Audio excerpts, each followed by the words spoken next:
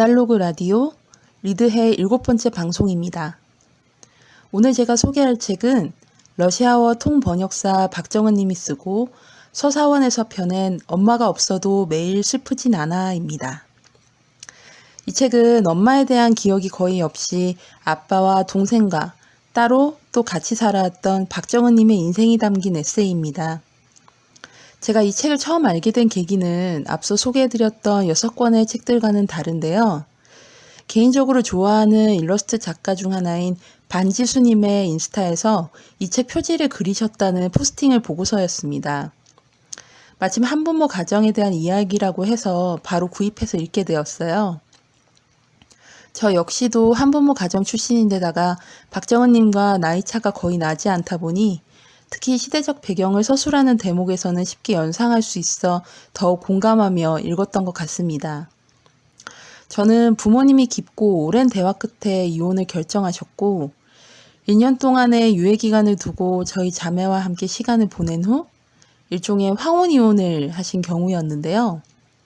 이혼의 시기도 언니는 성인이 된 후 저는 고등학생 때였기 때문에 정은님과 다른 부분도 있지만 아프고 어려웠던 경험은 비슷한 지점이 많았어요. 저희 집은 당시 90년대에 흔히 있었던 이혼 사유였던 폭력이나 외도가 아니었고 각자 다른 삶의 지향을 깨닫고 서로 원하는 미래를 위해 싸움 없이 나름 건설적인 이혼을 선택하신 부모님이었고 그 과정에서 저희 자녀들도 배제 대상이 아닌 구성원으로서 함께 논의하고 결정했거든요. 그래서 부모님의 이혼에 대해 자신 있게 말할 수도 있었을 텐데 저도 처음에는 이혼에 대한 차가운 시선 때문에 누가 시킨 것도 아닌데 그냥 아빠는 죽었다라고 말하곤 했었어요. 그 당시에 제일 힘들었던 건 저 자신이 부모님에 대해 말하는 것보다 내 눈에는 당당하고 멋진 우리 엄마가 이혼녀라는 이유로 갑자기 주변 이웃들에게 하대당하고 소외당하는 걸 느낄 때였습니다. 그래서 저는 부모님의 결정이 멋있고 시대를 앞서가는 과정을 거쳤음을 말하고자 사실대로 이혼과 그 이유와 과정을 밝혔습니다. 그러고 나니 저 역시 홀바분해졌고 오히려 부모님의 싸움으로 인해 괴로워하는 친구들이 남몰래 상담을 요청하고 고민을 털어놓을 수 있는 대나무 숲이 되었습니다. 박정은님의 삶은 어쩌면 대부분에게는 참 힘들었겠다라는 동정을 느끼게 하는 고단한 시간이자 아픔으로 느껴질 것입니다. 초등학교를 5군데나 옮겨 다녔고 새엄마가 하루아침에 집을 나가고 카자흐스탄으로 갑자기 이민을 가고 빚쟁이들에게 쫓기고 취업을 위해 한국으로 들어와서 혼자 살아야 했던 시간들. 하지만 정은님은 비슷한 경험을 가진 한부모 가정 사람들을 위로하고 응원하기 위해 자신의 삶을 매개로 이렇게 나선 용기 있는 사람이라는 생각이 들었습니다. 정은님이 하고 싶었던 이야기가 잘 담긴 구절 중에 한 대목을 여러분께 읽어드릴게요. 무엇보다 세상을 보는 눈이 깊어지고 사람을 알고 이해하는 폭이 넓어졌다. 다름을 아는 것은 쉬운 일이지만 이해하는 것은 어렵다.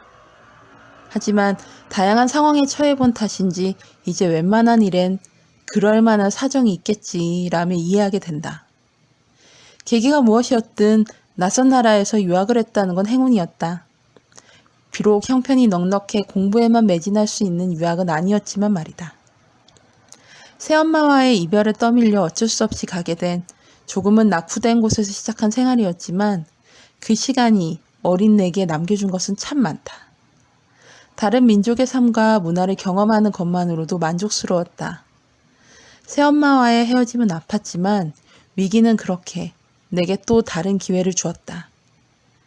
지금 어려움을 마주하고 있는 많은 이들이 언젠가 그것이 기회의 얼굴로 다시 돌아온다는 것을 꼭 기억했으면 좋겠다. 이 책은 1차가 한부모 가정의 자녀들에 대한 위로지만 그것 외에도 인생 속 아픔과 어려움을 겪고 있는 사람들을 응원하는 따뜻한 메시지들이 곳곳에 담겨 있습니다. 코로나 때문에 경제를 비롯해서 여러 이유로 답답하고 막막한 분들이 많으실 텐데요.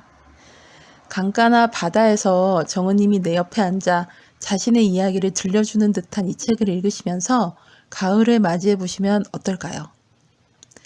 오늘은 한부모 가정의 맏딸로서 그리고 세상에 유일한 단 한 사람의 독백인 엄마가 없어도 매일 슬프진 않아를 소개해드렸습니다. 대체 휴일이 끼면서 연휴를 맞이하시는 분들 많으실 텐데요. 좋은 책 한 권 꼭 만나시기를 바랄게요.